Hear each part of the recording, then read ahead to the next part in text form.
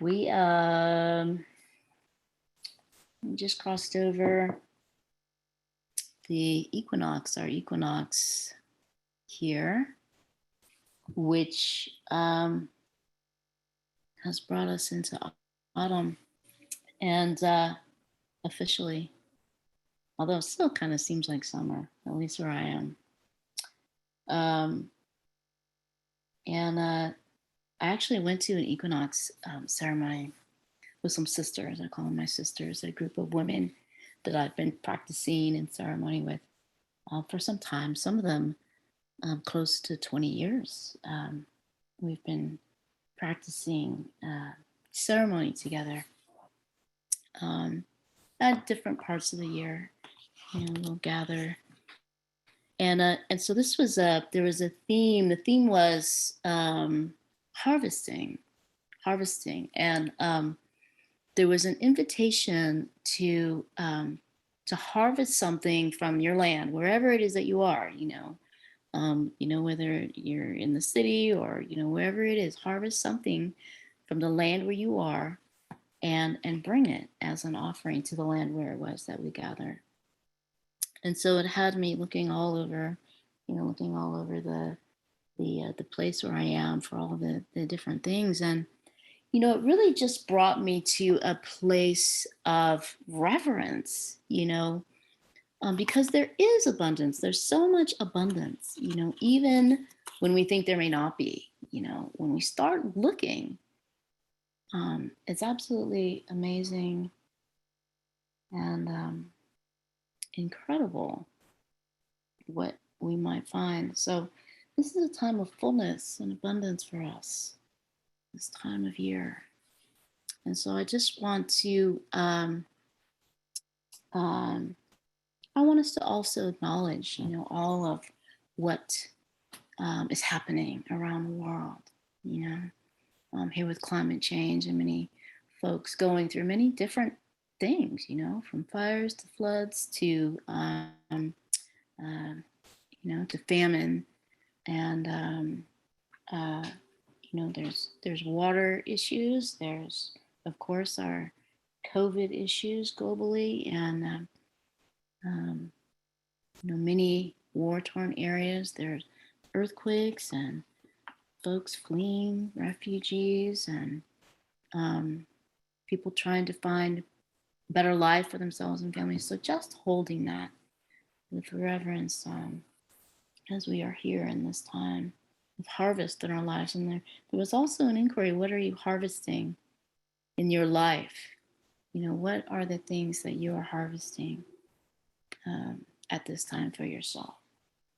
I just want to throw that out there.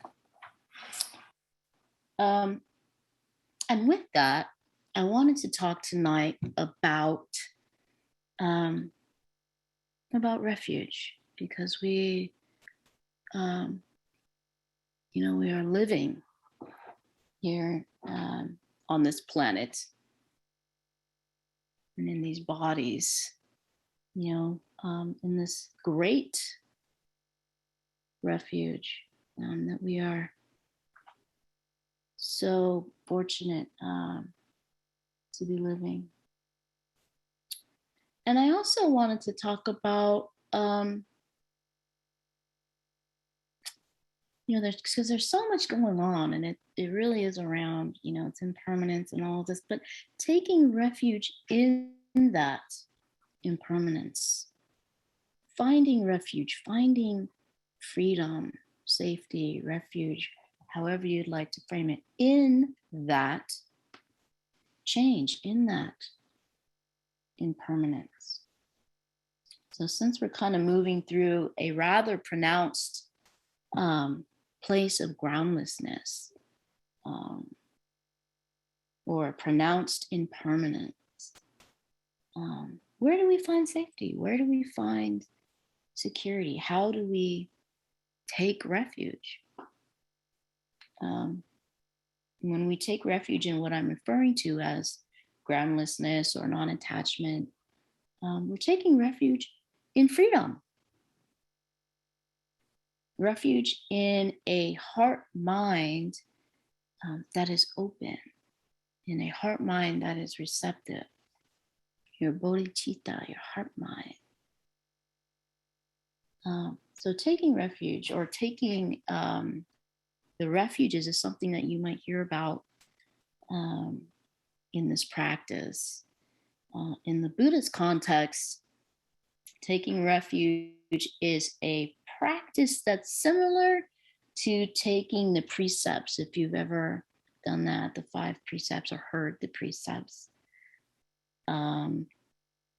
Formally, it's often a short ceremony where we simply recite the verses or the vows, paying homage to the refuges. And so there are 3 refuges, and you might hear them referred to as the 3 jewels or the triple gem, because they are valuable, right? And also, I suppose in ancient cultures, and in some cultures today, a gem was a symbol of protection, and was also considered valuable. So along with the formal practice of taking the refuges are also something that we return to in a very real way, again and again in our practice and in our personal lives. And for many, on a deeply spiritual level. So what is refuge? What is refuge? It's an interesting word. And so it's where we go for safety, yeah? For security, for protection, shelter, or even just solace. I was just talking to Akush about how I take solace in musical instruments and playing music. It's kind of a refuge. When we're stressed or confused or under the threat of harm, we seek safety, we seek refuge. And there are many different ways that we take refuge in this life, whether it's going to the ocean, as I often do, or the forest. I also love my bed and my bedroom. It's a place of refuge for me.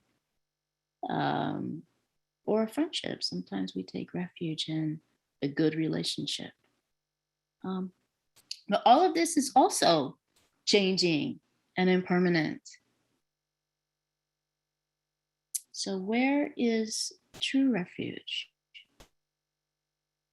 These places are sometimes comforting and do provide us with a temporary sense of refuge. But where is true refuge? Where is the place? Chogyam Trungpa Rinpoche says this. He says, becoming a refugee is acknowledging that we are homeless and groundless. And it is acknowledging that there is really no need for home or ground. Taking refuge is an expression of freedom because as refugees, we are no longer bounded by the need for security. We are suspended in a no man's land in which the only thing to do is to relate with the teachings and with ourselves. And so, like the Bodhisattva, if you, the image of the Bodhisattva with 2 wings, no home, no ground, groundlessness, freedom. The refuges, if you've ever heard them, the formal phrases, they begin with the phrase Namo Tassa Bhagavato Arahato Samma Sambuddhassa, right? Namo. And so the first word is Namo. And Namo means homage. And it's a compound word. Na means mother, and Mo means father. And so in the ancient language of the Buddha and Pali, Namo. And in this tradition, water is the feminine, so Na. and land is the masculine, Samoan. So when they come together, Namo, it's life-giving, and it's the creative force. It is paying homage to ancestor. And so when we say Namo, when we are paying homage, it's this life that we're living, this life that we are walking is our gratitude. We're paying gratitude. Your choices, your character, this very life is the homage, how you choose to live. I just think that is so beautiful. Homage.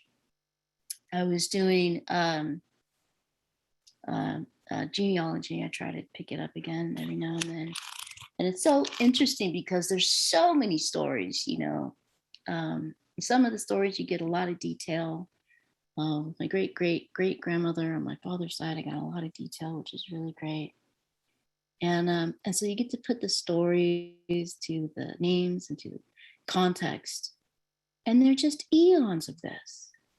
Eons, literal thousands, hundreds of thousands. Direct ancestors to each of us. Stories of survival just to bring you to this moment. So we honor this great privilege and we pay homage. So refuge in impermanence, refugees. When we're looking at impermanence, we're looking at anicca. And anicca is a Pali word, a meaning non, and nicca meaning constant or continuous or permanent. So not constant, not continuous, not permanent, anicca. And it's just referring to the fact that everything that occurs in the world is inherently subject to change, to arising and passing away. And it's a central teaching in our tradition. And so it's a part of our human condition. It's how dukkha arises, right? That sense of unsatisfactoriness, our tendency to want things to be in a certain way. You know, from the temperature in the house. Today was one of the first days where, because I've been having to have my AC on during the hot days, the hot afternoons. And we haven't even touched the heater, you know, since last winter. Today was the first day where in the early wee hours, it was chilly. It was a little nippy. So the heat came on. And at the same time in the afternoon, later on, it was warm. So there's that, you know, we're always wanting things to be in a certain way, whatever it is in our lives, relationships, wealth, careers, you know, our tendency to want things to be in a certain way. So usually we want things to go our way, right? To be easeful or pleasant. And so we grasp, you know, we're always seeking for that. And when things are going our way, you know, we tend to fear that it's not going to last. And so clinging, you know, we don't want that to change in any way, shape, or form. Fear, contraction, clinging. So how we adapt to changing circumstances impacts our well-being. And are we meeting each moment with openness and a willingness to be with the truth of what's here? Or is there resistance? Is there reactivity and clinging? So our common response to changing circumstances is to want to control. So how do we move from wanting to control to opening to what's here? Opening to what's here. Ajahn Chah, who is a great Thai forest, a great master in the Thai forest tradition, in our lineage, actually, in the Insight tradition. He was a teacher of Jack Kornfield, first teacher, I believe. And he tells a story about a cup. A cup, he says the cup is already broken, right? And he's referring to the fact that, everything, we're already aware that everything is impermanent in this life, including us, from the seasons, the changing seasons, to the flowers that bloom in the garden. Of course, they don't last forever. They wilt after a time, to relationships. Some of them eventually we outgrow. They come to an end. People pass on. They transition. Our bodies, the planet. We know this. All of this, we already know. The cup is already broken. We know these truths. And so he refers to this cup that he has, that is beautiful and that he loves, but it's already broken. So when it finally breaks one day, of course, everything eventually passes away.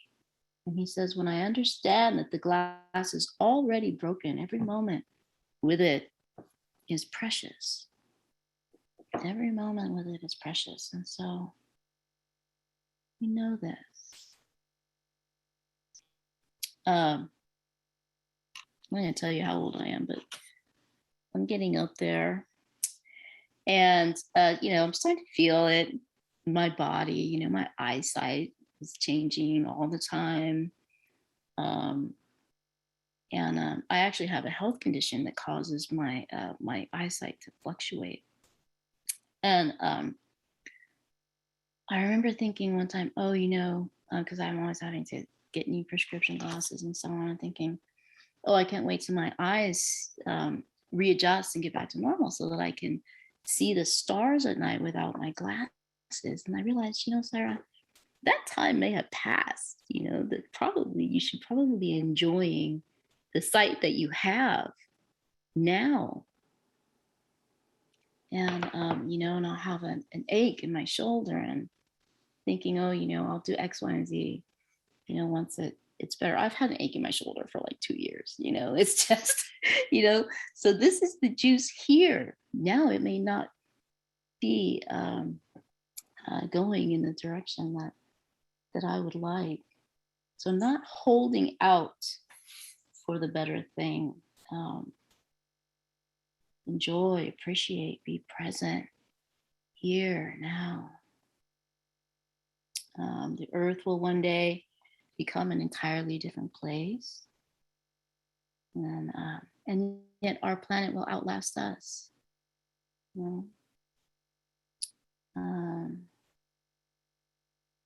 Everything has cycles. Our moon, the galaxy. We know that our galaxy is marching into a supermassive black hole. That's really interesting. We know this. The stock market has cycles, empires, even this one, stars explode, sand castles. And what do? We try to protect. We want security. And so where do we find security? Remember the Bodhisattva with the wings of wisdom and compassion. Right? Not clinging to anything. Not clinging to anything. In some ways, it feels like our lives can be held hostage, by all of the things that we want to make our lives better. And it's very much by choice that we do this.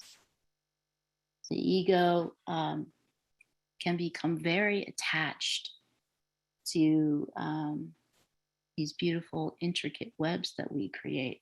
I read a teaching that likened the lives we create to Tibetan sand mandalas.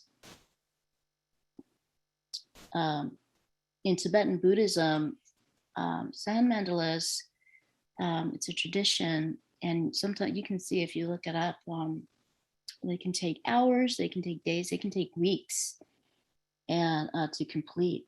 And once the mandala is completed, they're destroyed. So the monks will destroy them. And this symbolizes the reality of impermanence. And so we can apply this same concept to our lives. We build our own mandala, right, over many years and decades, and it becomes intricate and complex all around us. And we begin to believe, we actually begin to believe that these life mandalas define us. Very deeply rooted core belief system.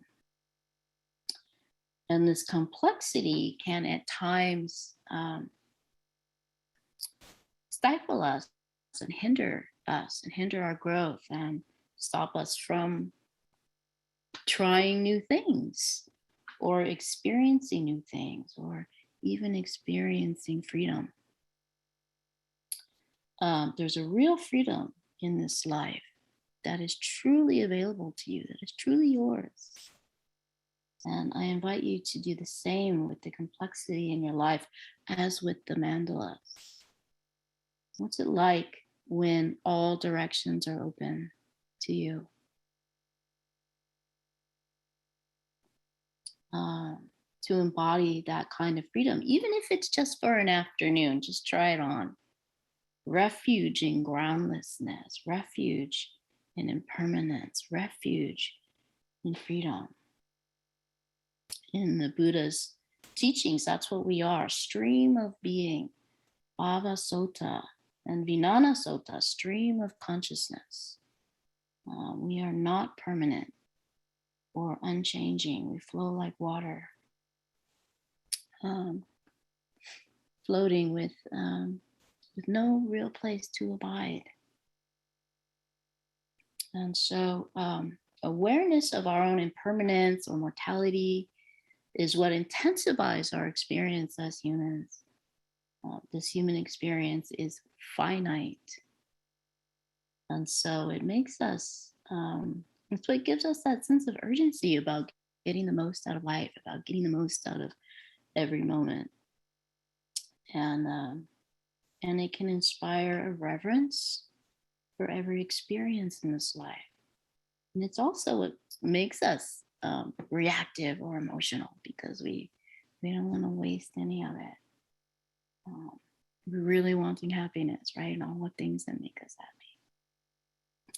So this awareness, that very same awareness, this preciousness, the same awareness of our own impermanence is can be a really powerful tool for our own awakening. As we learn to approach each moment and whatever it's offering, pleasant or painful, extreme or non-extreme, as an opportunity just to be awake in the moment, just to be with our authentic experiences, open to the process and the flow of change. This time in our lives, I really feel like we are just so fortunate to be living in this extreme times. We have so much, a myriad of human experience that is just mind-blowing. What a view. So being present is all we have. There's no promise of a future, no promise of a future that is better than this. And so to die well is to live well. And to live well is to live without regret. And so how do we live without regret? Fully awake, fully alive, fully here, fully present.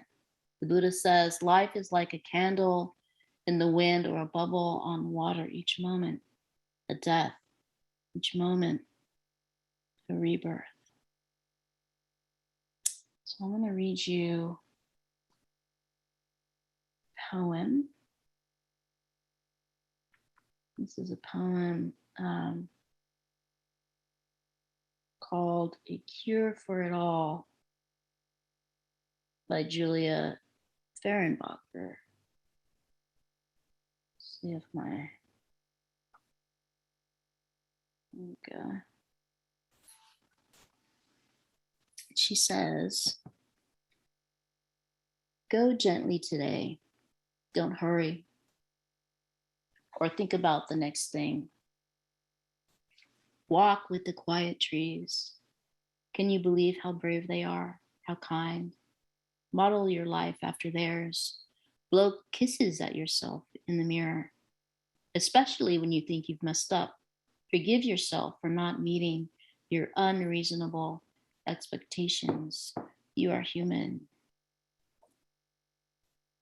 Praise fresh air, clean water, good dogs. Spend something from joy. Open a window, even if it's cold outside. Sit, close your eyes, breathe, allow the river of it all to pulse through eyelashes, fingertips, bare toes. Breathe in, breathe out, breathe until you feel your bigness, until the sun rises in your veins. Breathe until you stop needing anything to be different. Julia Fehrenbacher. So let's stop there.